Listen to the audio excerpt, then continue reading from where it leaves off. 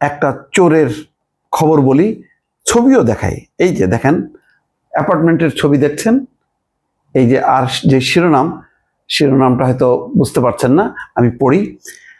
লন্ডনে আনিসুজ্জামান চৌধুরীর আরেকটি অ্যাপার্টমেন্টের সন্ধান, দাম হচ্ছে 46 কোটি টাকা। এই আনিসুজ্জামান চৌধুরী হচ্ছে সাবেক ভূমিমন্ত্রী সাইফুজ্জামান চৌধুরীর ভাই। আনিসুজ্জামান চৌধুরী, তার বিলাসবহুল আর একটা অ্যাপার্টমেন্ট পাওয়া গেছে, এর আগে কয়েকটা পাওয়া গেছে। 2 বছর আগে কিনছে 28 লাখ পাউন্ডে, প্রায় 46 কোটি টাকায়। আচ্ছা, এই গত 10-15 বছরে এদের এমন ব্যবসায়ী উত্থান হলো, আসলে কি তারা মালিক, আসল মালিক, নাকি এরা সামনে আছে পিছনে অন্য কেউ? বুঝতে পারছেন কি বলতে চাচ্ছি? বুঝে নেন, আমি আর মুখ দিয়ে উচ্চারণ করবো না, কারণ আমার হাতে তো কোনো প্রমাণ নেই।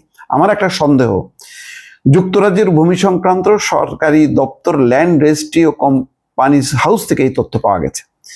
প্রথম আলোর অনুসন্ধানে এর আগে আনিসুজ্জামান চৌধুরী এবং তার স্ত্রীর নামে 4টি সম্পদের সন্ধান পাওয়া যায়।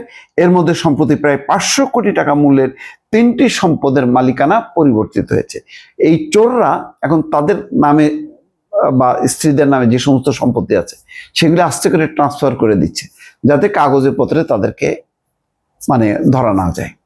দেখেন অবস্থা, এইসব বাংলাদেশের সম্পদ লুট করে এরা যুক্তরাষ্ট্র, কানাডা, অস্ট্রেলিয়া, দুবাই এসব জায়গায় সম্পদ করছে।